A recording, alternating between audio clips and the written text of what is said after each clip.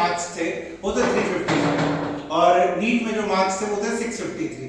सो 11th और 12th के साथ बच्चों ने अपनी नीट की जर्नी स्टार्ट कर दी थी। जब अपन क्लास 11th में जाते हैं तो कंफ्यूजन होता है, सबसे पहला कंफ्यूजन कि कौन सी कोचिंग क्लासेस ज्वाइन करें, कौन सी बुक्स पढ़े। इनसे शॉर्ट में इनकी स्ट्रेटजी जान लेते हैं। अपनी प्रिपरेशन कब से स्टार्ट कर दिया था तुमने? सर प्रिपरेशन तो 11 से ही स्टार्ट की थी। मेरा भाई एक्चुअली एपेक्स क्लासेस जाता था महेश्वरी सर और आशुतोष सर से पढ़ने, तो उसी ने मेरे को सजेस्ट किया था कि तुम भी एपेक्स जाओ, तो मैंने उसकी बात मानी और फिर एपेक्स क्लासेस में आ गया था सर।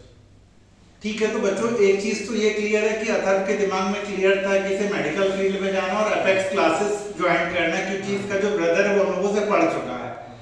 एक अथर्व और कंफ्यूजन रहता है अपने ब्रेन में, स्पेशली कुछ सब्जेक्ट को लेकर के कि फिजिक्स केमिस्ट्री या बायो हो।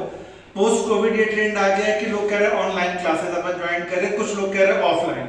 हालांकि बच्चों जब से हम लोग पढ़ा रहे लगभग 20 ईयर हो गया, हम लोगों ने तो ऑफलाइन ही पढ़ाया है। ये जरूर था कि कोविड के टाइम में कंपलसरी था ऑनलाइन पढ़ाना, तो कुछ समय के लिए पढ़ाया है। लेकिन एज ए टीचर मैं कभी भी ऑनलाइन टीचिंग के लिए सजेस्ट नहीं करूंगा या बच्चों को भी सजेस्ट नहीं करूंगा।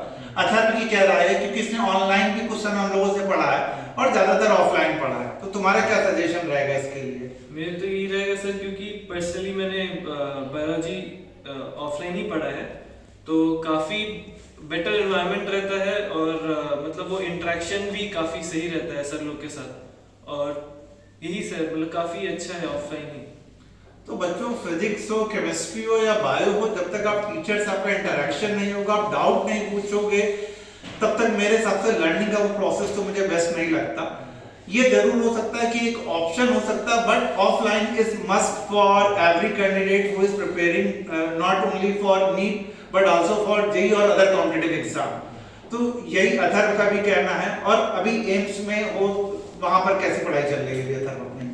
एम्स में अच्छी पढ़ाई चल रही है सर, और क्योंकि वहाँ कुछ ऐसा घूमने लायक जगह है नहीं, तो सिर्फ हॉस्टल में बैठ के पढ़ाई करते हैं। फर्स्ट ईयर तो हो गया आई थिंक अपना? फर्स्ट ईयर हो गया सर। फर्स्ट ईयर हो गया। क्या फिजिक्स और केमिस्ट्री में बच्चों को एनसीईआरटी फोकस करनी चाहिए, नहीं करनी चाहिए, कि केवल क्लास नोट्स फोकस करने चाहिए? इस बारे में आपका क्या सजेशन है?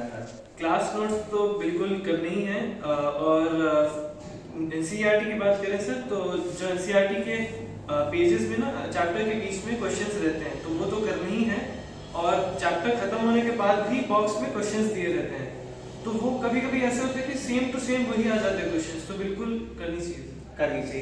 तो मेरे ख्याल में अब आप लोगों को एक क्लियर हो चुका होगा कि हमको एनसीईआरटी को इग्नोर नहीं करना है। दूसरी बात कि ऑफलाइन क्लासेस ऑनलाइन की तुलना में काफी अच्छी होती है, क्योंकि टीचर का बच्चों के साथ 1-to-1 इंटरेक्शन होता है।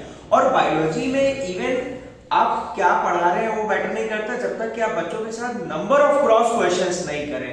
क्यों अथर्व, अगर जब मैं क्लास में पढ़ाता था तो क्या कभी क्रॉस क्वेश्चन करता था? क्या क्रॉस क्वेश्चंस की संख्या कितनी रहती थी लगभग? मतलब लगभग मैं किसी भी टॉपिक पे डील करते समय एटलीस्ट 50 से 60 क्रॉस क्वेश्चंस करता था। तो बच्चों, जब तक हम उस चीज से नहीं उभरेंगे, तब तक ऑनलाइन में कौन आपसे पूछेगा? आपसे कोई क्वेश्चन वर्बली तो नहीं पूछेगा, वो तो केवल अपनी बात को डिक्टेट करके चला जाएगा। जबकि हम टीचर के साथ जब इंटरैक्ट करते हैं तो टीचर आपको खड़ा करके पूछता है कि आपने क्या क्या किया, कैसा याद किया।